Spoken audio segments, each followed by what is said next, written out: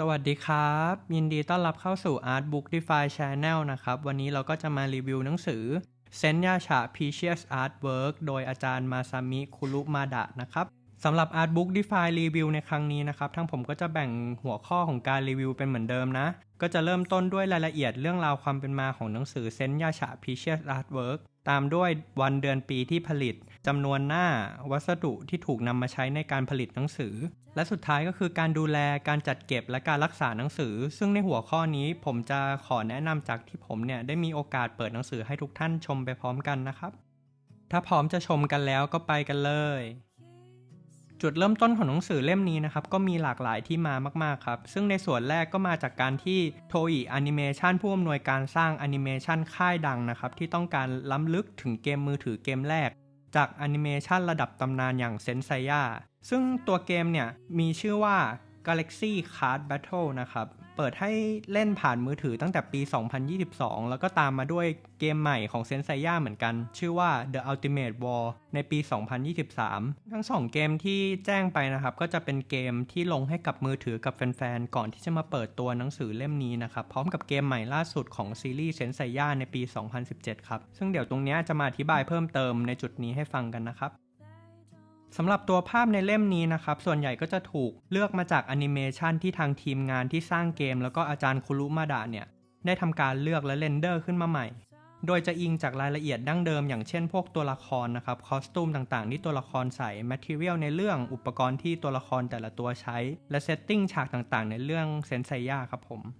เนื้อหาของภาพที่หนังสือเล่มนี้นำเสนอออกมาก็แทบจะครอบคลุมทั้งหมดของเซนไซย่าในเวอร์ชันอนิเมะเลยนะครับในส่วนนี้ผมจะขอไล่ตาม Table of Content ที่มากับหนังสือเล่มนี้นะเริ่มต้นด้วย Chapter ที่1ก็จะเป็นในส่วนของ Galactic War แล้วก็ Dark Sense นะครับ Chapter ที่2ก็จะเป็น Golden Cloth Contest แล้วก็ Pope Assassin Chapter ที่3ก็จะเป็น Sanctuary Zodiac Chapter ที่4ก็จะเป็น Nordic Asgard Chapter ที่5ก็จะเป็น Sea Emperor Poseidon และ Chapter สุดท้ายนะครับคือ Hades Zodiacแต่ที่ทำให้หนังสือเล่มนี้พิเศษมากขึ้นไปอีกคือภาพที่ถูกนำมาสร้างเป็นเกมครับตามข้อมูลที่ผมพูดไปก่อนหน้านี้ถ้าเกิดไล่ดูตั้งแต่แรกส่วนพิเศษนี้ก็จะอยู่ท้ายเล่มเลยถ้าเกิดดูมาเรื่อยๆตั้งแต่ต้นคลิปก็จะเห็นมีคำเขียนว่า 30 Anniversary Senseiya ด้วยใช่ไหมครับสำหรับหนังสือเล่มนี้ที่ประกาศออกมาเดือนธันวาคมปี 2017แต่สำหรับแฟนเซนไซย่าบางท่านที่อาจจะรู้ว่ามังงะของเซนไซย่าออกมาครั้งแรกในปี 1986แล้วพอเอาปี 1986มาลบกับปี 2017 ก็จะกลายเป็น anniversary ครบรอบ 30 ปีของเซนไซย่าพอดีเลยครับส่วนตัวผมคิดว่าทางทีมงานเกมสำนักพิมพ์แล้วก็อาจารย์คุรุมาดะเองก็ตั้งใจให้ออกมาช่วงปี 2027 นะครับแต่ความน่าสนใจอีกอย่างหนึ่งก็คือการลอตโต้ครับผมฟังไม่ผิดฮะการที่จะได้หนังสือนี้มาครอบครองต้องผ่านการลอตโต้ต้องผ่านเกมใหม่ล่าสุดที่เปิดตัวในปีเดียวกันอย่าง Senseiya Galaxy Spirit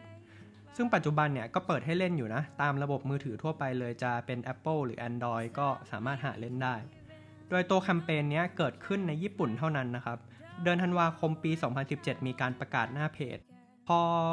ลูกค้าแต่ละท่านหรือผู้เล่นแต่ละคนได้ทำการลงเกมเรียบร้อยลงทะเบียนเข้าเกมก็จะได้รับ Special Gacha Ticket ครับโดยผู้เล่นสามารถนำทิกเก็ตที่ได้กรอกโค้ดลอตโต้เพื่อลุ้นรางวัลโดยทางทีมสร้างจะทำการแจ้งผลทุกๆวันนะครับวันละ10ท่านแคมเปญนี้ก็จัดตั้งแต่สิ้นปี 2017 จนถึงกลางปี 2028 ทำให้หนังสือเล่มนี้มีทั้งหมด 2,000 Copy Edition หรือ 2,000 เล่มนั่นเองสำหรับตัวภาพของ Senseiya Precious Artwork นะครับก็ถือว่าขนมาทั้งหมดของเซนไซย่าเลยเพราะว่ามีภาพทั้งหมด400ภาพจำนวนหน้าทั้งหมดก็200หน้าโดยสัดส่วนก็จะมี2แบบหลักๆเป็นแพทเทิร์นง่ายๆก็คือเป็น Single Illustration ที่เป็นภาพเดี่ยวแล้วก็ Multi Illustration ที่นำภาพหลายๆภาพมารวมกัน Layout ของทั้งเล่มจะเว้นพื้นที่สีขาวเอาไว้เพื่อให้เหมือนเป็นกรอบรูปครับเวลาเรามองเข้าไปก็จะเป็นคล้ายๆเหมือนแบบภาพถูกแขวนอยู่ซึ่งทางโทอิผู้อำนวยการสร้างเกมและผู้ผลิตหนังสืออย่างสำนักพิมพ์ชูอิชะได้ให้สัมภาษณ์ว่าเราอยากให้หนังสือเล่มนี้เป็นการล้ำลึกที่ยิ่งใหญ่ของเซนไซย่าที่แท้จริงเราจึงนำเสนอภาพในรูปแบบ Off the Frame โดยจะอิงจากขนาดไฟล์ภาพออริจินอลเท่านั้นคนเก็บหนังสืออย่างเราก็เลยจะได้เห็นว่าภาพแต่ละภาพมีขนาดที่ค่อนข้างจะแบบสเปะสปะไม่ค่อยเท่ากันแต่เนี้ยคือเป็น Objective หลักของทางผู้ผลิตอยู่แล้วนะฮะ แต่ก็จะมีการเพิ่มคอนเทกต์รายละเอียดความเป็นมาของแต่ละภาพเนี่ยเข้าไปแทนในส่วนของวัสดุเนี่ยทีมผลิตรวมถึงอาจารย์ได้เลือกกระดาษอาร์ตแมทแบบเงาหรือกลอสซี่นะครับเข้ามาดึงเฉดสีของภาพแต่ละภาพเนี่ยให้ชัดแล้วก็เที่ยงตรงที่สุดแต่สำหรับปกด้านในเนี่ยก็เป็นกระดาษ greeting card paper นะ greeting card paper เนี่ยก็เหมือนกระดาษที่เอาไปทำนามบัตรครับซึ่งคุณสมบัติหลักของกระดาษชนิดนี้เนี่ยก็คือน้ำหนักค่อนข้างดีมากๆแล้วก็ช่วยในการกันน้ำได้ในระดับหนึ่งสำหรับตัวปกนอกก็ทำออกมาค่อนข้างลักชัวรี่มากเลยนะครับเพราะใช้กระดาษอาร์ตแมทแบบด้านโดยจะมีการปั๊มทองจมลงไปด้วยนะฮะถ้าสังเกตทั้งคำว่า Precious Artwork แล้วก็คำว่า 30 Anniversary เนี่ยก็คือเป็นการย้ำเตือนกับผู้สะสมทุกท่านว่าอันนี้เป็นหนังสือครบรอบของเซนเซย่าจริงๆนะแล้วเราเลือกมาเฉพาะ Precious Work ก็คือเป็นแบบภาพที่ดีที่สุดแล้วก็ทรงคุณค่าที่สุดของเซนเซย่าส่วนตัวเนี่ยทางผมคิดว่ามันค่อนข้างเหมาะกับหนังสือเล่มนี้มากๆนะครับเพราะว่าจากประวัติที่เราฟังมาแล้วก็เนื่องในโอกาสครบรอบด้วยเปิดตัวเกมใหม่ด้วยก็การใส่รายละเอียดดีเทลเล็กน้อยๆเนี่ยมันทำให้หนังสือเล่มนี้มีคุณค่ามากขึ้นครับในด้านการดูแลรักษาอย่างแรกก็คือก่อนเปิดหนังสือเนี่ยควรถอดปกนอกออกทุกครั้งนะครับโดยที่ว่าหนังสือเนี่ยมีจำนวนหน้าที่ค่อนข้างเยอะมากๆแล้วก็ความหนาเนี่ยค่อนข้างมากเทียบกับหนังสืออาร์ตบุ๊กปกติการที่จะใส่ปกนอกไปด้วยเนี่ยอาจจะทำให้ตัวปกนอกเนี่ยเกิดความเสียหายได้ครับ